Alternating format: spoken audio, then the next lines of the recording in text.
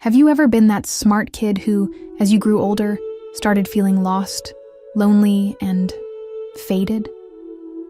You were once praised, expected to shine, and felt special, but now everything seems stagnant, isolating, and meaningless. You exhausted in relationships because you're always trying to excel, even emotionally. You're not alone. This video is for those who've built their identity around being smart and are now finding their way back to themselves. We'll walk together through the invisible traps, the profound loneliness, and the loving way out. As a child, you were called smart. The know-it-all kid, always with the right answers, praised for achievements without much effort. Adults called you a prodigy, friends called you a genius, and you believed it, you lived it, you became it. But then time passed. You grew up. No more easy tests that felt like games. No more applause for reading correctly or solving problems quickly. Real life began, with vague challenges, complex emotions, and no one handing you a question sheet. And you started feeling lost. On the outside, you seem fine. Maybe you have a good job, advanced degrees, or at least the appearance of potential. But inside, you feel stuck, unmotivated, struggling to connect with others. You start wondering, I was once the kid with so much promise, so why do I now feel like a bystander in my own life? The deeper reason often lies where few notice. You've built your entire identity around being the smart kid. From a young age, you were praised not for your effort, but for solving problems correctly on the first try. You were valued not for your persistence, but for getting it faster than others. Your intelligence became your brand. It became how you were loved. And so, you learned a subtle, dangerous belief. If I'm smart, everything will come easily to me. It sounds harmless, but this belief is a trap, because as you grow, life isn't easy. When faced with challenges, instead of thinking, this is a chance to learn, you think, if I'm struggling, maybe I'm not smart anymore. And so, you avoid. You don't dare start something new because you're afraid you won't be good at it. You don't raise your hand unless you're 100% sure. You don't dive into relationships if you can't control the outcome. You choose safety, but at the cost of growth. Over time, your life narrows. You stay in your comfort zone but feel lonely. You understand others' emotions, but can't truly connect. You try to analyze, rationalize, and convince yourself everything's fine, but still feel empty. The truth is, you haven't failed. You're just using the wrong tool. Intelligence is a wonderful tool for solving problems, but it can't heal emotions. It can't replace experience, presence, or humanity. It's time to build a new identity, not based on being smart, but on being brave enough to learn. Let yourself try and fail. Allow yourself to be unskilled, uncertain, imperfect. Step out of the role of the one who's always right and start being someone who's learning to understand. You don't need to be the smartest person in the room to belong. You just need to be the one who dares to show up. And sometimes, the bravest thing isn't knowing all the answers, but daring to live authentically, even as you're still learning how. When you believe, I have to be good to be worthy, you unconsciously filter every choice in life through one question. Will I be good at this? If the answer is not sure, you avoid. You only do things you already know well. You only engage in situations you can control, and you steer clear of anything that might make you feel inadequate, confused, or, worst of all, a failure. Though, consequence, your world of experiences shrinks. You don't try a new sport because you're afraid you won't be fast enough. You don't join a club because you fear you won't be recognized. You skip gatherings because you don't know what to say or worry you'll expose yourself as less interesting than imagined. You think you're protecting yourself, but in reality, You're abandoning yourself. Every time you avoid, you deny yourself a chance to grow, to connect, to feel more alive.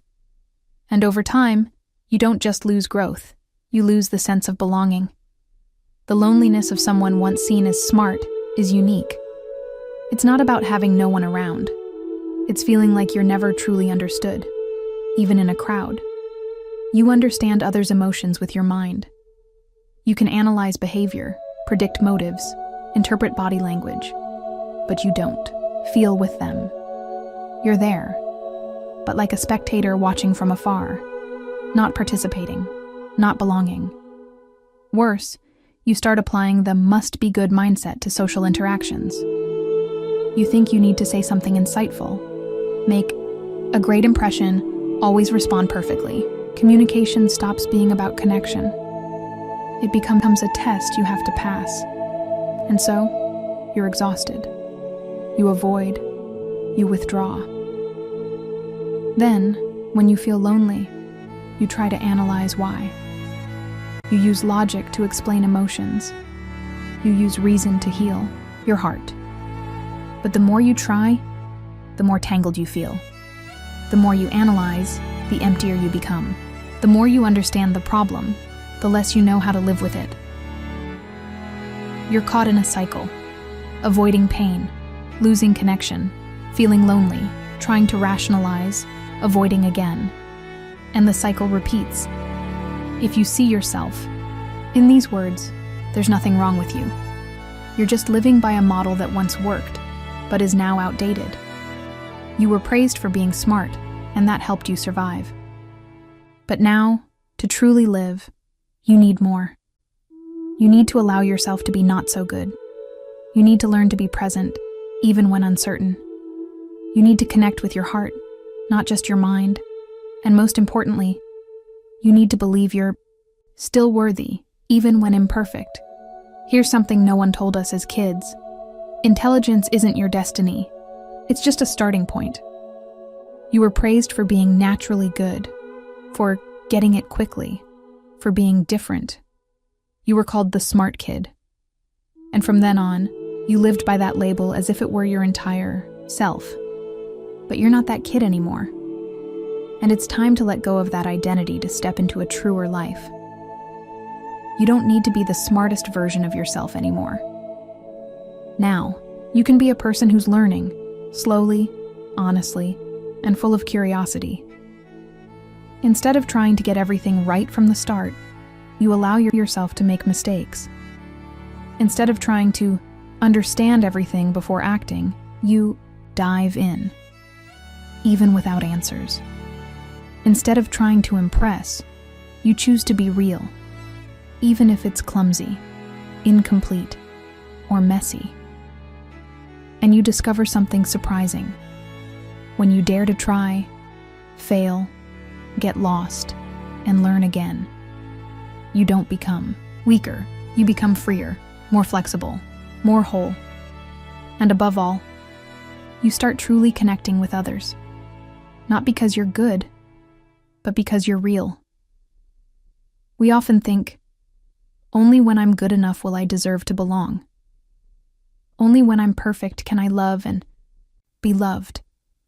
But that's an illusion, and it's keeping you outside of everything you long for most. Belonging doesn't come from competence.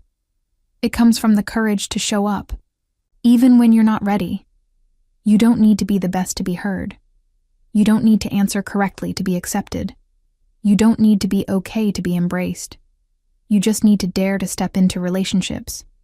Even if you stumble, say the wrong thing, or reveal your awkwardness. And in that moment, when you stop trying to be perfect, you're truly seen. Not for your success, but for you, wholly as you are. True healing doesn't come from becoming someone else. It comes from letting go of old illusions and embracing yourself, fully, complexly, imperfectly, right now. You don't need to be smarter. You just need to be gentler with yourself. The journey of healing doesn't start with achievements, but with the courage to live authentically, one step at a time. Thank you for listening. If you see yourself in these words, feel free to share your thoughts in the comments. And if you'd like to join this journey of returning to yourself, don't forget to subscribe to Life Unfolded. Each week, we'll slow down together, listen, and untangle the layers to live a more meaningful and fulfilling life.